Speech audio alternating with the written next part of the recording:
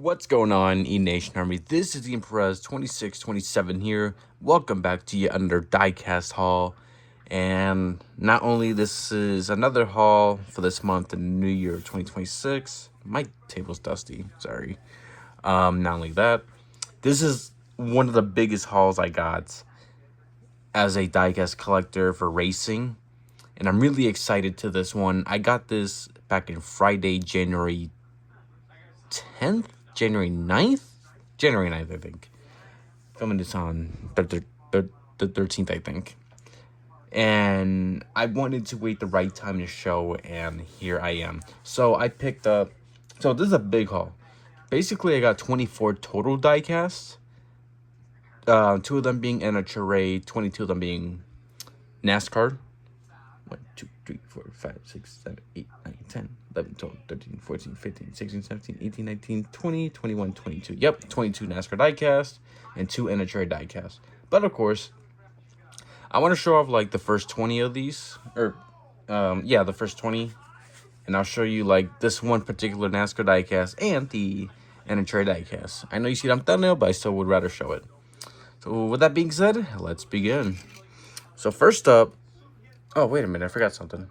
Anyway, so first up, this is Bud Moore's 1969 King Enterprises Dodge Daytona. And, oh yeah, I forgot to mention, almost all these diecasts are old school diecast racing champions from the 60s. Even though they were made like in, the 90s. But still, got mainly 60s diecasts. This one right here, really cool. Love the blue, the gold. When I was searching this car, I was searching if this was ran in real life. The livery... The colors were ran in real life in 1968, but it was never ran as a winged warrior car because this livery was ran in 1968, but they made this diecast in 1969. I did some research, so yeah. But still really cool car though, even though it's not realistic, but still cool. I'm not complaining. Next up, this is Buddy Baker's 1964 Ford Galaxy. And just gorgeous. Like, I'm probably gonna say the same words throughout showing off these diecasts, the old school diecasts, because they are gorgeous, beautiful right here. I love the red colors, the red rims, and the white roof and the roof rails. That fits really well. Next up, this is David Pearson's 1969 East Tennessee Motor Company Ford Torino Cobra from Home and Moody before the Wood Brothers days. And I gotta say, of course, everybody knows the Wood Brothers days of Dave Pearson. But I feel like the Home and Moody days, they're underrated and more people should look into it. Heck yeah. Oh, I didn't even notice the window. Oh, that is unfortunate. Dang, that is unfortunate. I just noticed this. The front window looking like that.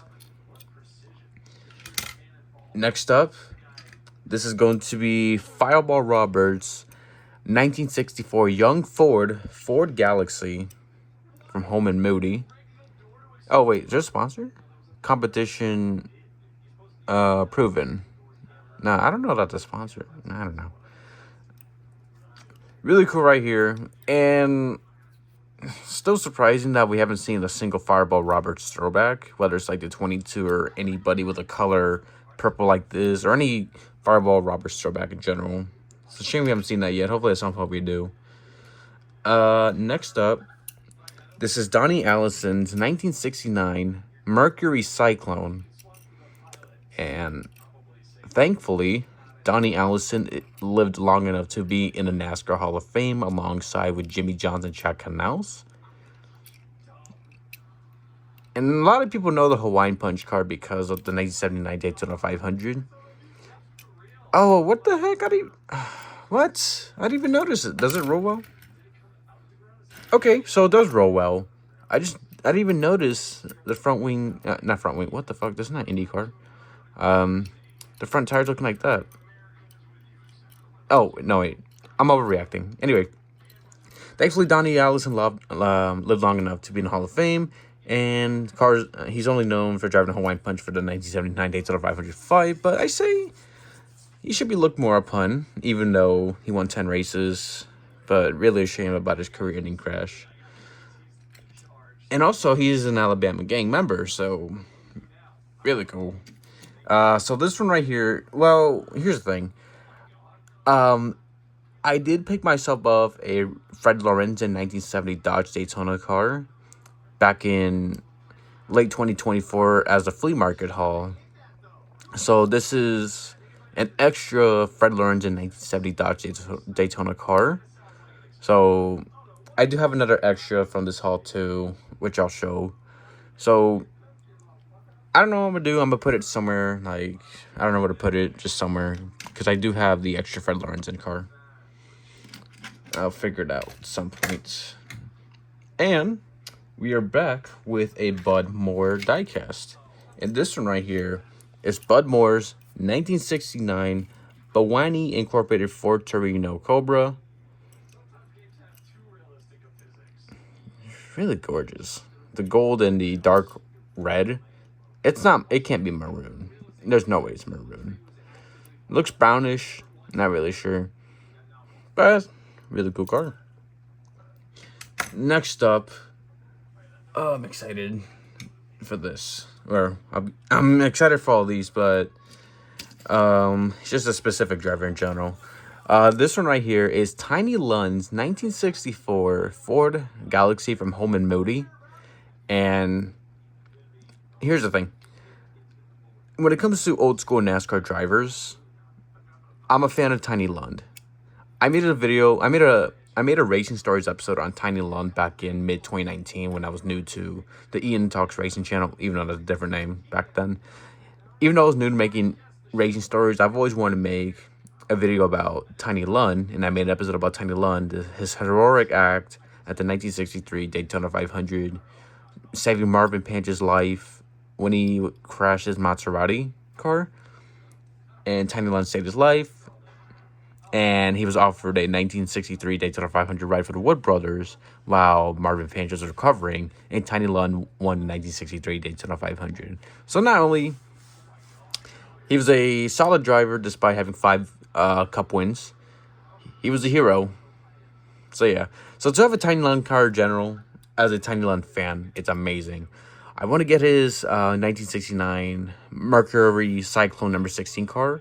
And the odds of getting the Wood Brothers car, whew, I'll look into eBay whenever I get a chance.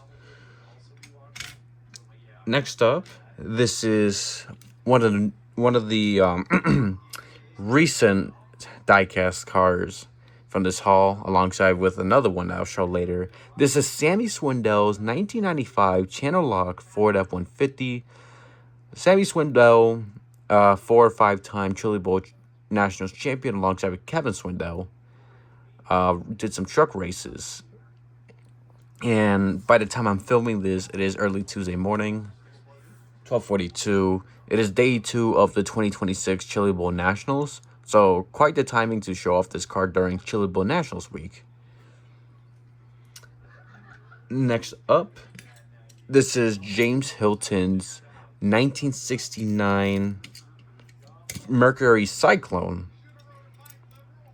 And I hope at some point somebody does a throwback to James Hilton for Darlington weekend or the Salem throwback weekend again for ARCA, because I think James Hilton deserves a throwback. Hilton won 2 races in his lifetime in the Cup Series, and he finished second in points, and Richard Petty won the seasons, or third. But I mainly remember James Hilton in ARCA. So I grew up watching James Hilton race in ARCA, and I remember his final start ever at 2013 Kansas finale race. It's just really unfortunate that we lost James Hilton and his son the day after the ARCA race at Talladega. I still remember that day too. Just really sad. But may the Hilton father and son not only rest in peace, but may their legacies continue. And not only gonna show leaked. Anyway, so I'm gonna show 2 more. And more Tiny Lund. Heck yeah. More Tiny Lund cars. So of course, I'm showing my excitement as a Tiny Lund fan. So I have his 1969 Mercury Cyclone, and I have his 1970 Dodge Daytona. My goodness. I'm all over the place with these tiny lung cars, especially for these two. It's just awesome to have these. Next up, let me get organized. So next up, this is Tiger Tom Pistone's 1964 Ford Galaxy. I feel like this would be a cool throwback that somebody can do. So not only I have one Tiger Tom Pistone 1964 car, but I have two. I was given an extra Tom Pistone car. Not sure why, but I do really appreciate. I do appreciate it, just in case if I lose this one, all that. But since I'm really responsible with my diecast, I don't know what I'm gonna do with this, with these extra diecasts. Because I do have some extra, like, racing-related diecasts, like some NASCAR, some F1s.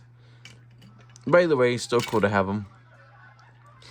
Next up, this is Haas Ellington's 1964 Ford Galaxy. Kind of colorful. You got the blue number and the red. You got the blue and red numbers. Got a yellow car with the red rims.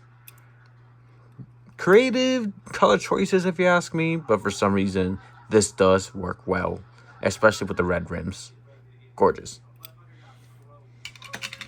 Next up, I got Dick May's 1969 Ford Torino Cobra, and the only time I know Dick May is his number 35 car in diecast form from the Racing Collectibles the RCCA diecast with the old school boxes.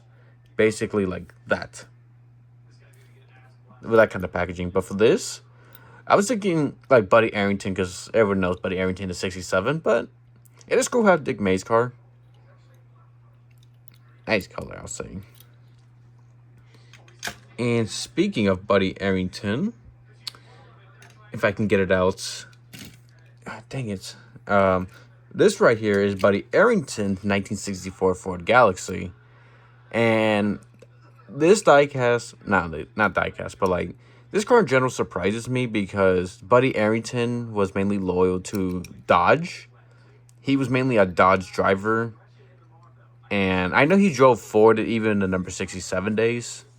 But I just mainly know Buddy Arrington as a Dodge driver in NASCAR back in the day. But so yeah, it is pretty like surprising to see him in a Ford at this time. I mean, I'm probably getting some information wrong, so correct me if I'm wrong, of course. And next up, this is Larry Frank's 1964 Ford Galaxy. So a lot of Ford Galaxies in this haul. Man, there's something over these old school race cars in general. Just looking all beautiful, personality, and just look gorgeous. So I got like 4 more NASCAR diecasts to show off. I actually got 3 modern cars, not just 2. This one right here is Benny Parsons' 1969 Ford Torino Cobra. I know he drove this car with the number 88 and also the number 72, which he's mainly known for. So I'm thinking about getting his number 72 car at some point as well. So let's see how that goes. This right here, banana car.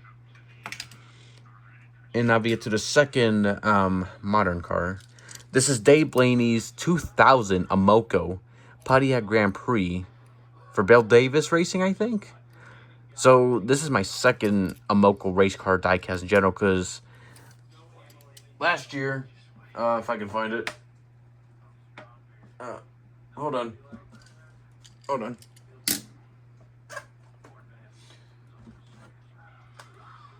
because last year I got the Alan Johnson 2000 Amoco Dodge Charger funny car. And there were these Amoco diecasts of Alan Johnson's funny car, Dave Blaney's Cub car, and also Dave Blaney's Sprint car. I think maybe at some point, if I feel like it, I'll get like Dave Blaney's Sprint car from Amoco. So let's see how that goes. But for now, I have these 2. So yeah, and this is before Dodge came back to NASCAR and they switched to Dodge. So I think it looks better on a Dodge. Plus, also, just I don't like these Pontiac modes. Kind of weird. I mean, it's not the worst Pontiac mode ever. I've seen worse. Have you seen my Bob Labonte 1997 diecast review? But this one right here, still a cool car. I've been going on about these, about like rambling and all that stuff. Just filler. Got 2 more NASCARs to go. This one right here. Whoo boy. This is Leroy Yarborough's 1969 Ford Torino Cobra for Junior Johnson. Really cool car to get this. And I did make a Racing Stories episode about Leroy Yarborough, even though it's poorly made. I mean, my early Racing Stories episodes were poorly made at the time. Because I did, like, lack of research, mainly relied on Wikipedia. Do not just rely on Wikipedia, by the way. In his 1969 season, really good season. I think he had like 7 wins. He won the 1969 Daytona 500. 2 Atlanta wins. Sutter 500 win, I think. He had a spin and win, I think. If I remember. I'm just going by memory. I could be wrong. But, man, really cool to get this car. Just really unfortunate that Leroy's life was tragic after one of his testing crashes. That affected him mentally. And unfortunately died in 1984. Just really unfortunate. On my birthday, too.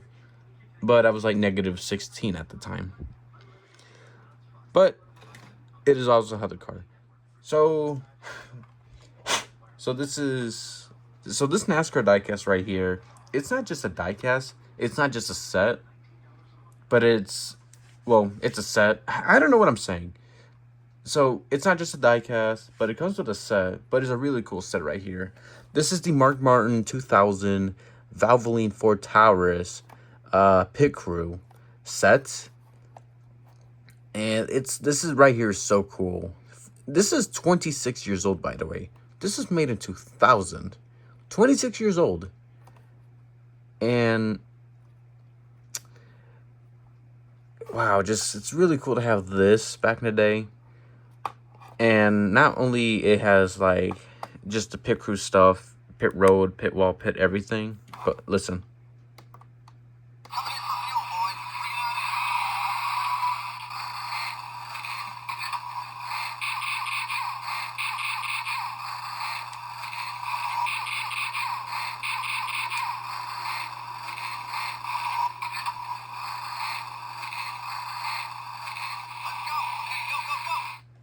Yep. So when I was filming this on Friday to show off the people on my Discord and also the Twisted Toe Discord server, this basically lasted like over 20 seconds. But holy shit, this is badass. I would like to have like some kind of case for it, a personal case for it, because I don't know where to put it, and I want to make sure like this is safe, because this is a really, really cool set. Too important to just leave it around somewhere.